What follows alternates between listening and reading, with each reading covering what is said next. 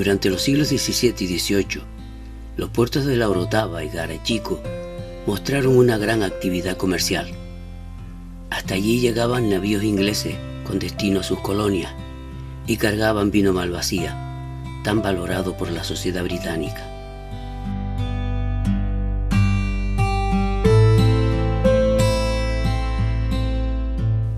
En Canarias cayó durante el siglo XIX la venta de la cochinilla y no se puso demasiada confianza en el cultivo de la caña de azúcar o el tabaco, poniendo atención en cultivos de subsistencia y algunos de exportación.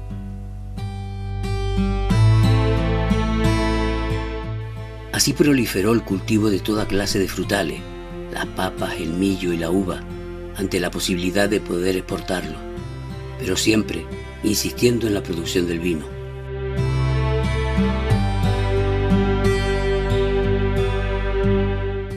La depresión agrícola que sufrió Gran Bretaña en la segunda mitad del siglo XIX impidió que muchos productos pudieran llegar a sus hogares. En aquellos momentos, las miradas se dirigieron a Canarias, que con un clima templado y bajo coste de producción, podía abastecer la demanda con productos como papas, cebolla, plátanos y tomate. Para ello sirvió de mucha ayuda las navieras, casas comerciales establecidas en la isla y personas de negocio.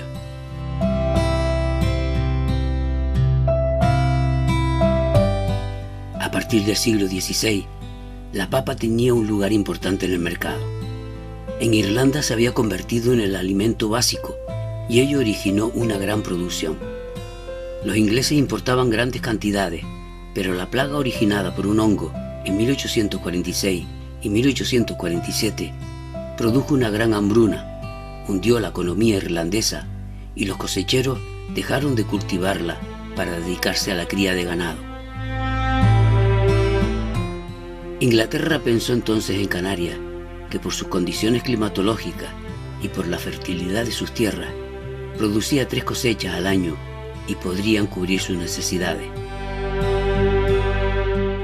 Comenzaron a enviar las semillas de papa y aquí se establecieron variedades como la King Edward, procedente de Escocia, la Rambanner o la Up to Date, procedente de Irlanda. Todas se adaptaron a nuestra gastronomía y hoy las conocemos como quinegua o rosita, arrambana y autodate, que en Weimar también se conoce con el nombre de hoja larga.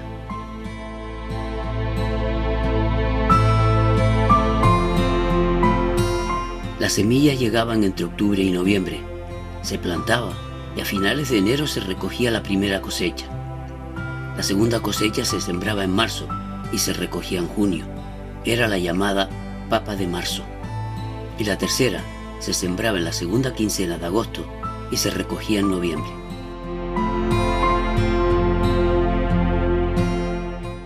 El agricultor preparaba el terreno y lo aristaba formando posetas con la azada o ataca. A través de un surco que atravesaba todo un lado del cantero y al que llamaban macho, el agua llenaba cada una de las posetas. Era lo que se denominaba refriar la tierra.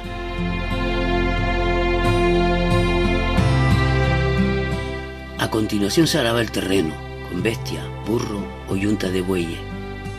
Se alistaba para dejarlo llano y con una pendiente adecuada para que el agua llegara a cada rincón del cantero. Se plantaba abriendo un surco y a continuación una persona colocaba media o un cuarto de papa, dejando la piel hacia arriba y un espacio entre ellas. Otra persona llenaba ese espacio con un puñado de abono o guano y una vez lleno el surco se cerraba y se abría el siguiente.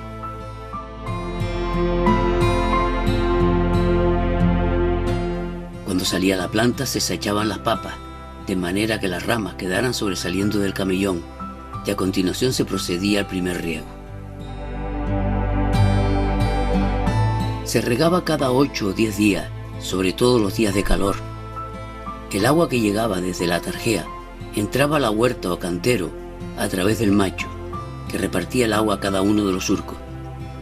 Cuando se llenaba un surco, se cerraba desde el macho, con lo cual se abría el siguiente.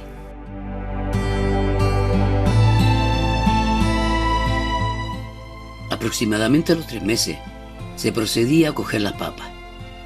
Con la guataca o azada se rompía el camellón donde se hallaba la planta, de manera bastante profunda para poder recoger el racimo de papas. Otra persona sacudía la rama y otras 2 recogían en cesto las papas grandes y medianas, y una vez llenos se pasaban a los sacos. Con las papas pequeñas se hacían pequeños montones que se utilizaban para freír o para los animales. Las papas de consumo propio se guardaban en cuevas que proporcionaban una temperatura adecuada para su conservación.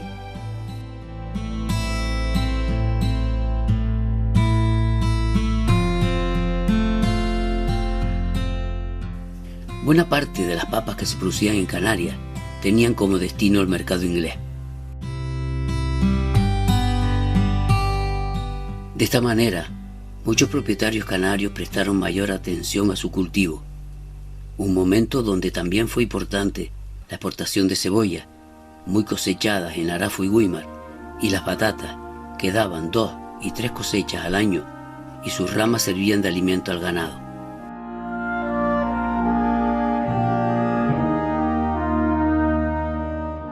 A finales de la década de los años 90 del siglo XIX, la papa fue indudablemente el producto que más se exportó en Canarias, y Tenerife, la isla que alcanzó mayor producción.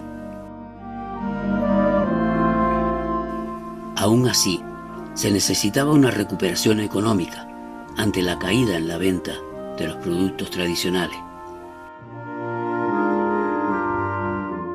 El desánimo y las dificultades comerciales dio lugar a arrendamientos y ventas de tierras a empresarios británicos, quienes habían puesto todo su empeño en 2 nuevos productos de exportación, el plátano y el tomate. Fueron ellos quienes jugaron un papel importante en su producción y solo financiaron la experimentación de las frutas en la finca, pero nunca facilitaron préstamos a los cosecheros isleños para su puesta en marcha. El origen de su cultivo se halla en el sureste asiático. Llegó a África en el siglo V y a Europa en el año 650 con la invasión musulmana.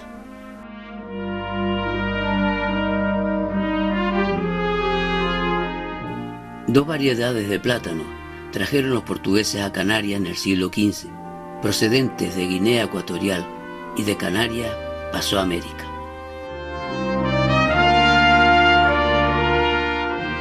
Sin embargo, no serían estas variedades las que se extenderían a partir de la segunda mitad del siglo XIX.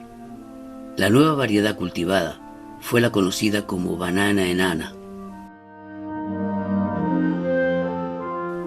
El plátano se propagó rápidamente en Canarias. De las hojas y los tallos o rolos de las plataneras se hacían las badanas para amarrar y servía de alimento a los bueyes. Si bien los intereses británicos en las Canarias son muy antiguos, el comercio a gran escala comenzó en 1852 con la Ley de Puerto Franco. Fue redactada por Juan Bravo Murillo, entonces presidente del Consejo de Ministros, quien buscaba dar incentivos fiscales al archipiélago a través de la liberalización de las aduanas. Aquello interesó al Reino Unido, que promovió el cultivo de cebolla, plátanos, papas y tomate, y financió la construcción de los puertos de Santa Cruz de Tenerife y Las Palmas para poder trasladar estos productos, y como puertos de escala de sus barcos procedentes de sus colonias en África o de las rutas comerciales con América. En 1878, Peter Ray, un empresario británico afincado en Tenerife, aprovechó el regreso de un vapor vacío para enviar la primera remesa de plátanos a Inglaterra. La acogida fue tal que a partir de aquí, numerosos barcos transportaron esta fruta al Reino Unido durante los siguientes 5 años. De esta manera, algunos empresarios ingleses aprovecharon los espacios libres en las navieras para transportar la fruta.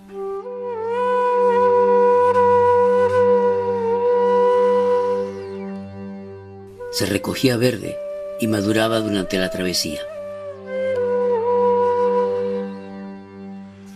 fue Thomas Fyfe y James Hudson quienes se asociaron para exportar carbón y té desde Inglaterra a Canarias y a su vez importaban vino y plátanos.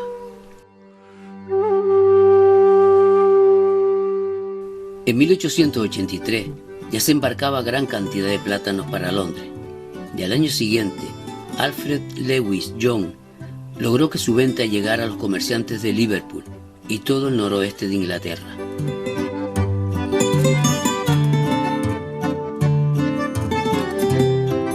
El mayor impulso en la comercialización del plátano tuvo lugar en 1887, cuando Edward Wooden Fyfe permaneció por espacio de un año en las Islas Canarias con motivo de la recuperación de la enfermedad de tuberculosis que padecía su esposa. Descubrió el plátano y se convertiría en el mayor importador de esta fruta en Gran Bretaña. Al siguiente año comenzó a operar la Casa Fyfe, arrendando o comprando tierras y vendiendo fruta, como en la finca de la Olla Grande y los Olivos en Adeje.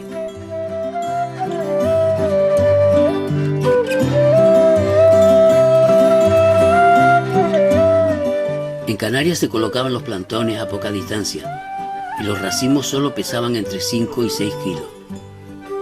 Los ingleses lo hicieron conservando una distancia de 2 metros entre ellos, con lo cual las piñas aumentaron de peso y contenían entre 150 y 250 plátanos.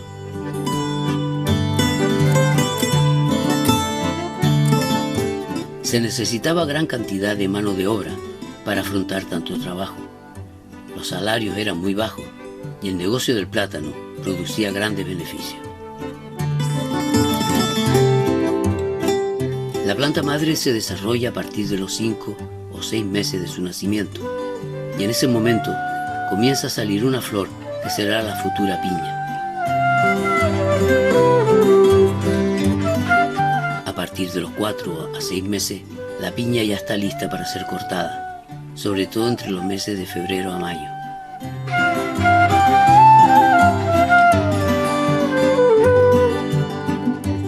Las piñas de plátano se trasladaban a los empaquetados cubiertas de gruesas mantas que evitaban su fractura.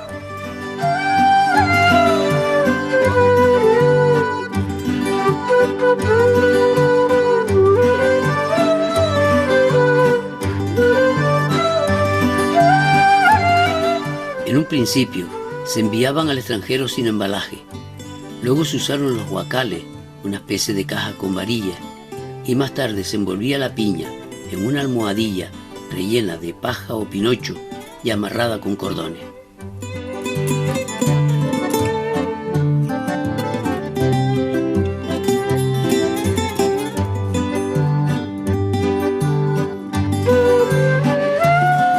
La economía de algunos propietarios locales creció, pero no dejó de ser una pequeña empresa familiar.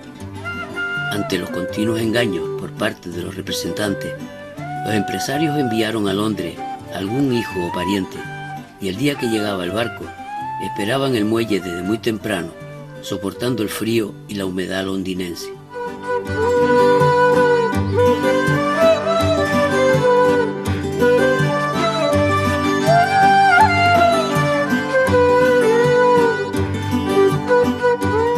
El tomate es redondo, de color rojo, de piel lisa y dura, con poca semilla y pulpa carnosa. Se utiliza sobre todo en frituras, salsas y ensaladas. No contaba con tanta antigüedad como el plátano, pero era muy conocido en Canarias. Se cultivaba en abundancia, pero no era comestible por creer que tenía efectos negativos en la salud. En cambio, en Europa, especialmente en Gran Bretaña, era muy popular en el siglo XIX y considerado como un artículo de lujo en la cocina. El comercio del tomate en Canarias comenzó en 1869. Fueron las compañías inglesas establecidas aquí y que abastecían a las colonias quienes se dieron cuenta que el clima del archipiélago permitía cultivar tomate en cualquier época del año, incluido el invierno, cuando no había producción en el Reino Unido. Así, los ingleses se convirtieron en los pioneros del cultivo del tomate canario de exportación, iniciando su producción en 1885. decidieron seleccionar una semilla que produjeran un tomate con un máximo de 60 milímetros de diámetro. Había nacido el conocido como tomate canario. Enrique Wolfson llegó a Tenerife en el año 1886 y se dio cuenta de las importantes condiciones de la isla para el cultivo del tomate. Al año siguiente comenzó a cultivarlo, formando una sociedad y uniéndose primero con los Hamilton y luego con los Miller. Compró fincas en Adeje y la semilla le llegaba cada año desde Inglaterra. Los primeros tomates maduraban en noviembre y diciembre y los segundos, considerados de mejor calidad, entre enero y marzo. También se recogía verde, se seleccionaba cuidadosamente según su calidad, se envolvía en papel con viruta dentro de cajas de madera de alrededor de 18 kilos de peso y eran distribuidas en los mercados de Londres. Las primeras cajas fueron exportadas desde Tenerife en 1887. El cultivo se incrementó rápidamente cuando fue descubierto en el mercado londinense por su tamaño y sabor. Como ocurrió con el plátano, desde finales del siglo XIX, casi toda la producción tenía como destino el Reino Unido, debido al protagonismo británico en este negocio. Los propietarios locales no mostraron demasiada confianza en estos productos. Es a finales del siglo XIX y comienzo del siglo XX cuando comenzaron a mostrar un acercamiento al plátano y al tomate ante la gran demanda que recibían desde Europa. La compañía Fyffes les garantizaba la compra de toda la producción, pero era en Inglaterra donde se fijaba el precio de compra. Este sistema finalizó en el primer tercio del siglo XX, cuando se crearon empresas exportadoras canarias que vendían sus propias cosechas en el extranjero. Las tierras donde se plantaban podían ser propias, arrendadas o a medias, y la zafra del tomate comenzaba con la preparación de esas tierras. Los hombres se encargaban de los trabajos de asada y encañado, mientras que el amarre, el deshijado y la recogida de tomate corría a cargo de las mujeres. Primero se araban las huertas o los trastes, como en la zona de las barrieras del puertito de Weimar. Se alistaba el terreno para que quedara más o menos llano y se abrían los surcos.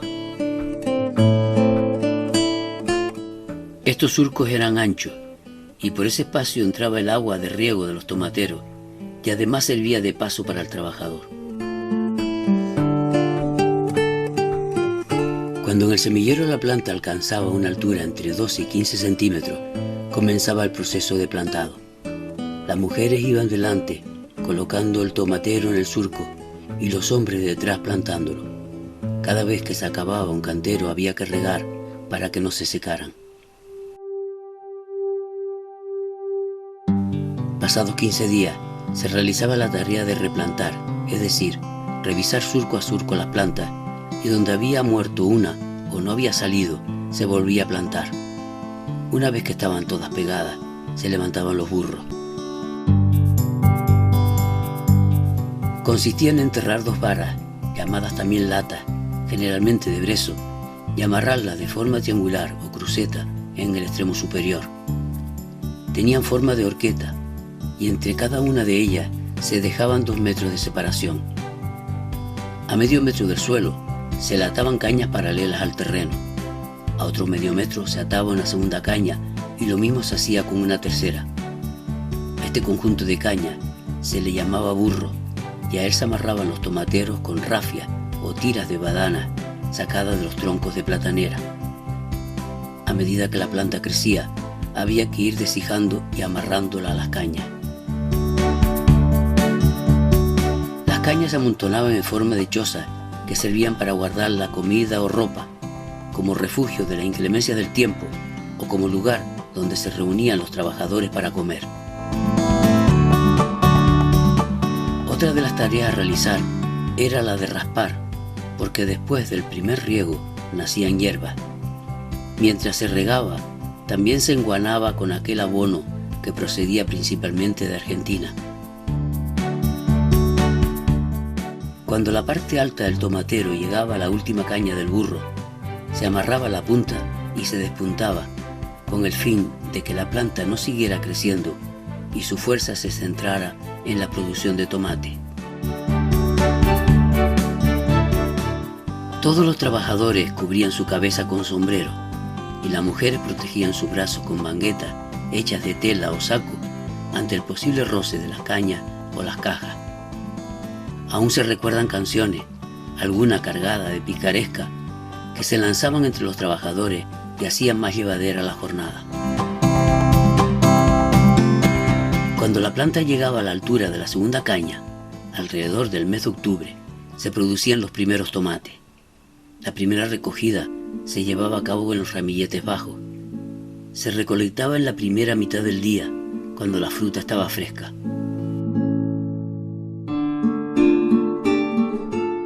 Los tomates se cortaban y se ponían en cestos o cubos. Al final del surco se vaciaban en cajas de madera para su transporte. Estas cajas se cargaban a hombros, desde los canteros hasta la carretera, donde un camión las llevaba al empaquetado y una vez allí se pesaban.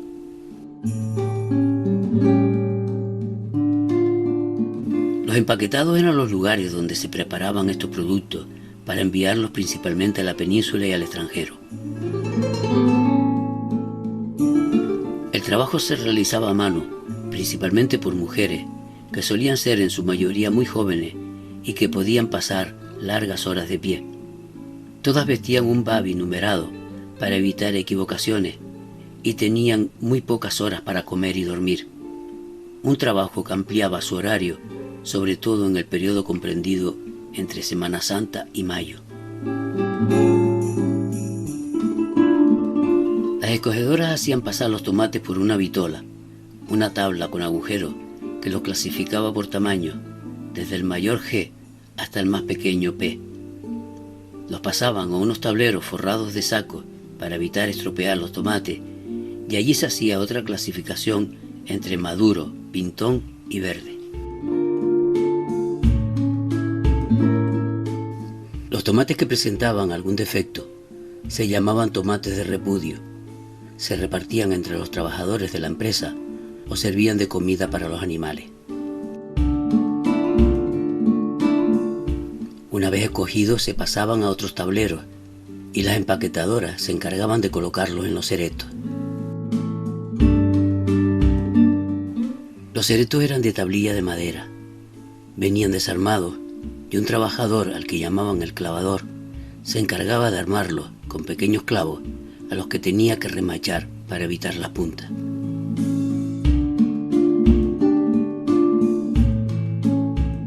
Se elaboraban en la billotera de Diego Luz, en la Cruz del Señor, y cerca del puente Zurita de la capital santacrucera, o en la que existía en la actual calle Canarias de Güímar. El fondo de la caja se cubría con una almohadilla de papel rellena de virutilla fina de madera, y encima se iban colocando los tomates envueltos en papelillos finos con el logotipo de Tomates de las Islas Canarias. En la última capa no se envolvían todos, sino que se iban alternando para ofrecer mejor vista. Una vez llena, se clavaba la tapa y empapada en cola le adherían una etiqueta con el nombre del exportador. Los ceretos llenos se apilaban formando columnas, intercambiando las bases de manera que facilitaban el transporte. El jornal se cobraba semanalmente, un trabajo muy duro, apenas sin descanso. A veces las trabajadoras cantaban para no ser atrapadas por el cansancio y el sueño. Había mucho tomate y había que sacarlo pronto. Ellas también cargaban los camiones y el barco esperaba en el muelle. Los ceretos se transportaban en camiones hasta el muelle de Santa Cruz, un transporte que se realizaba de noche para descargar al amanecer y evitar los efectos del calor.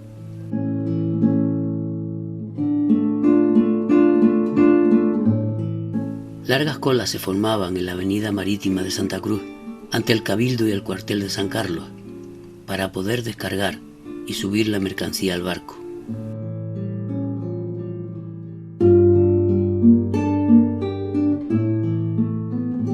Los barcos que solían transportar los productos de nuestra tierra a mediados del siglo XX fueron, entre otros, Bencomo, Bruno, Bastán, Monte Urquiola y Monte Umbe.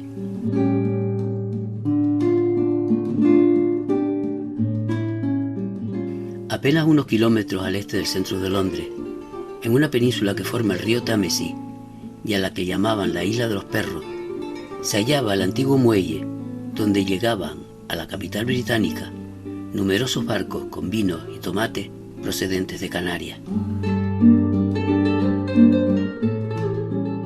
Este embarcadero número 32 era propiedad de una empresa creada expresamente para el comercio de frutas con España, llamada Fruit Line, y era allí donde llegaba toda la exportación de frutas de Canarias.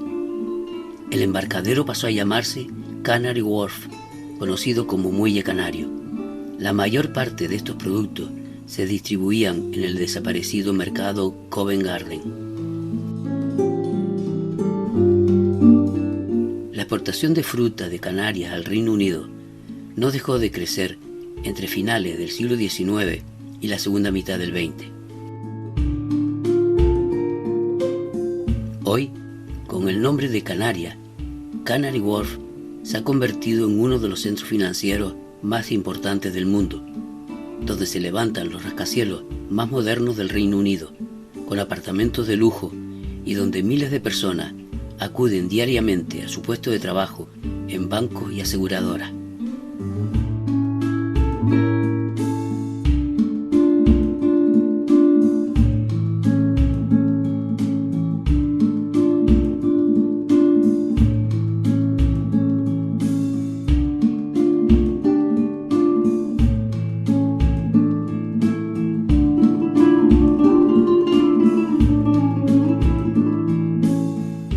En la primera mitad del siglo XX, el nivel económico del municipio de Weimar se vio incrementado debido a las perfectas condiciones climatológicas y a la proliferación de cultivos agrícolas, tales como tomates, papas y plátanos, creándose numerosos puestos de trabajo, tanto en el campo como en los distintos empaquetados. Muchos fueron los emigrantes de otras islas, especialmente de Fuerteventura, Lanzarote y La Gomera, que buscando trabajo se establecieron en nuestro pueblo. Cada día y antes del amanecer, cientos de personas caminaban las calles del pueblo en dirección a los campos de tomateros, no sin antes comprar el pan caliente que salía a esa hora de la panadería o tomar la caña o coñac en el bar de costumbre.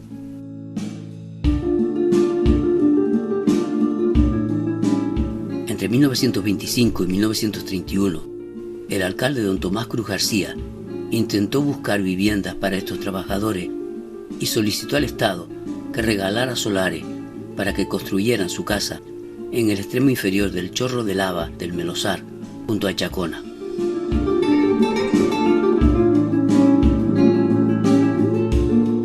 Estos emigrantes y otros vecinos del pueblo comenzaron a construir pequeñas chabolas o cuevas de archete como habitación, hasta que en 1945, siendo alcalde don Antonio Gómez Ramos, el ayuntamiento repartió solares de 300 metros cuadrados con la condición de que construyeran su vivienda según los planos elaborados por el arquitecto don Tomás Machado y el aparejador don Felipe Padrón Sanabria. Así nació el actual barrio de Fátima.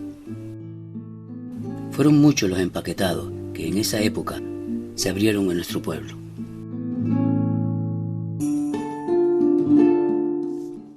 Los hermanos Gumersindo, Abelardo y Elicio, llamados los Guillermas, y don Modesto Campos, formaron una sociedad dedicada al empaquetado de papas, plátanos y tomates en la segunda década del siglo XX, y estaba situado en la avenida Pérez Cáceres, esquina con la avenida Tomás Cruz.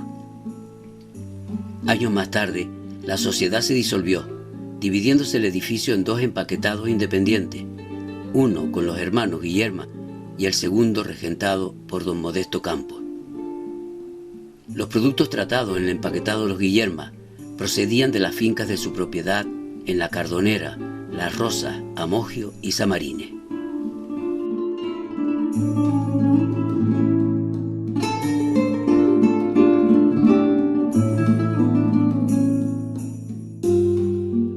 Don Pedro Pérez Delgado montó un empaquetado de papas, plátanos y tomate en los salones situados junto a su casa de la calle Candelaria. Los productos que allí se trataban procedían de sus fincas de La Cardonera, Samarines, Topo Negro y Chacona. Más tarde sería su hijo, José Antonio Pérez Campos, quien continuara con esta actividad. Don Ignacio González y don Julio Hernández comenzaron su labor de empaquetado de papas, plátanos y tomate sobre los años 20 del pasado siglo. Sus instalaciones se hallaban situadas en la avenida Santa Cruz, junto al antiguo arco o acueducto. La finca de don Ignacio se encontraba en Las Rosas, mientras los productos de don Julio Hernández procedían de sus fincas en La Cardonera, El Taro, Las Rosas y El Fregenal.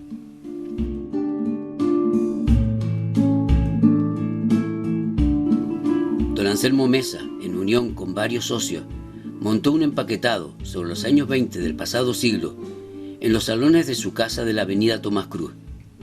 Además abrió otro en la avenida Pérez Cáceres y ambos estaban dedicados exclusivamente a la exportación de tomate. Sobre los años 30, este empaquetado pasaría a formar parte de la Casa Faife.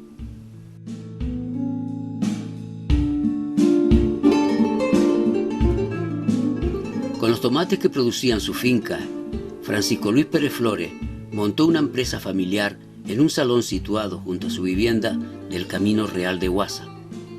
Las marcas de los tomates que allí se exportaban llevaban los nombres de sus hijos.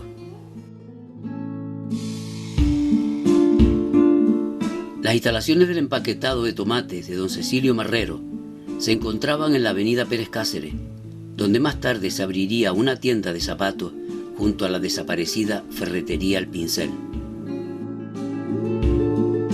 También en la misma avenida Pérez Cáceres y frente al antiguo comercio de don Baltasar Gómez funcionaba otra actividad dedicada a la exportación de tomate.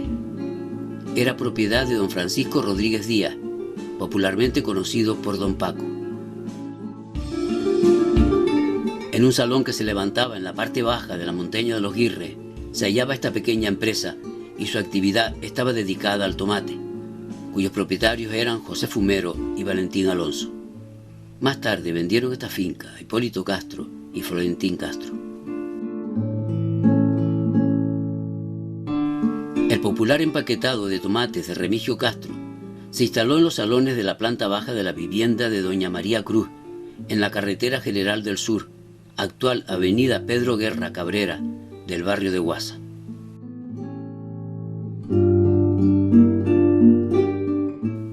Se trataba de una pequeña actividad que había instalado una señora llamada doña Rosaura, dedicada a la exportación de tomate, y estaba ubicada en un salón trasero a la caseta de los camineros de Guasa.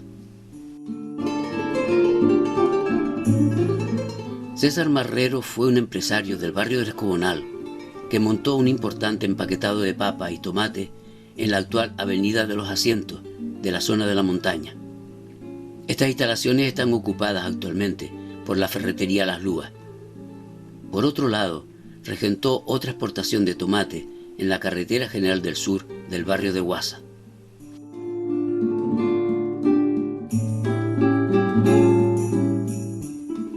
El Sindicato Agrícola del Valle de Güímar recibía los tomates llegados de diferentes agricultores de la zona y allí se procesaban para su exportación. El primer consejo de administración tuvo como presidente a don Julio Hernández Cruz, como vocales a don Modesto Campos Díaz, don Pedro Pérez Delgado y don Cirilo Rodríguez Díaz, actuando como secretario don Vicente Hernández Jorge. A lo largo de su existencia se realizaron numerosas gestiones con las casas vendedoras de la península, París y Londres. Cerró sus puertas en el año 1936 y sus instalaciones fueron ocupadas por el batallón de Güímar y el 4º Tabor de Tiradores de Ifni. Sobre 1950 se realizaron obras en el edificio que corrieron a cargo del aparejador guimarero don Felipe Padrón Sanabria y se abrió como Cooperativa Agrícola del Sur de Tenerife, COASTE. Durante muchos años y hasta su jubilación ejerció el cargo de secretario don José Martín Gómez Castro.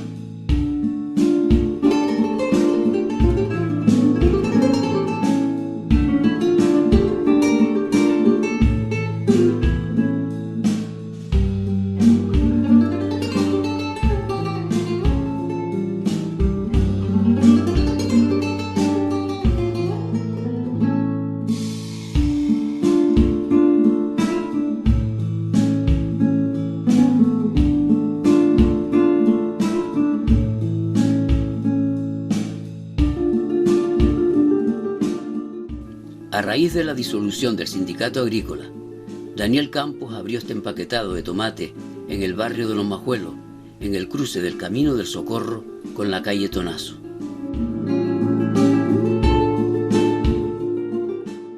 En la calle San Pedro Arriba y muy cerca de la capilla, Pedro Rodríguez, llamado popularmente el Arafero, instaló en su casa un modesto empaquetado de plátanos y tomate, donde trabajaron muchos vecinos de la zona. También muchos vecinos del Lomo de Mena acudieron a trabajar al empaquetado de tomate que Isidro Castro instaló junto a la carretera General del Sur a su paso por este barrio. La empresa de Hipólito Castro Díaz comenzó su actividad de empaquetado y exportación de tomate en los salones de Francisco Almeida de la avenida Tomás Cruz. Más tarde trasladó estas instalaciones frente a su casa de la misma calle y además regentaba el empaquetado del barrio de La Medida y un puesto de recogida en el Lomo de Mena.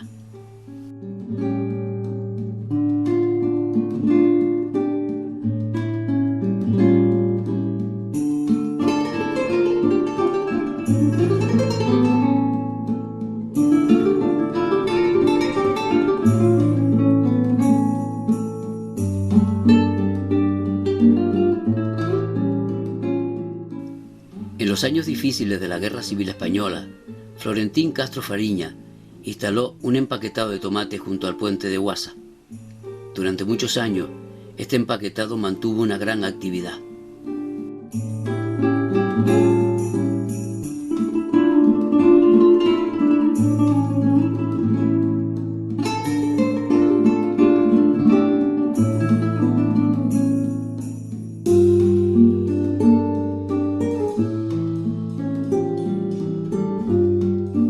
El sindicato Bananera estaba dedicado al empaquetado y exportación de plátanos, y sus instalaciones se encontraban en la avenida Santa Cruz, en los locales donde años más tarde se situara Autorepuestos Valladares, ya que el otro local estaba ocupado por una compañía del Cuarto Tabor de Tiradores de IFNI. En 1936, y recién comenzada la Guerra Civil, José Hugo Hernández abrió este empaquetado de tomate a raíz del cierre del sindicato agrícola y sus productos se enviaban a Marruecos. Estaba instalado en un salón de la avenida Pérez Cáceres, donde años más tarde se encontrara la ferretería El Pincel. Sufrió un incendio y recuperado el edificio, fue ocupado por el sindicato Bananera. Anselmo, Mascareño y Justo Flores se dedicaron también a esta actividad, centrada principalmente en tomates y papas, en unas instalaciones situadas en la zona de las Bajas del puertito de Güímar. En la calle La Laguna, en unos salones que estaban situados en el espacio donde hoy se levanta un edificio de viviendas, se encontraba el empaquetado de tomates y papas propiedad de Nicolás Castro. Más tarde fue ocupado por los Bonni y la FA, pero esta vez dedicado a la exportación de plátano. El empresario Carlos Reyes instaló su empaquetado en unos salones de la avenida Pedro Guerra Cabrera, cerca del Lomo del Medio del barrio de Guasa. Empaquetaba además en el barrio del Tablado, y un tercer empaquetado se hallaba en su finca de Cano, del barrio del Escobonal.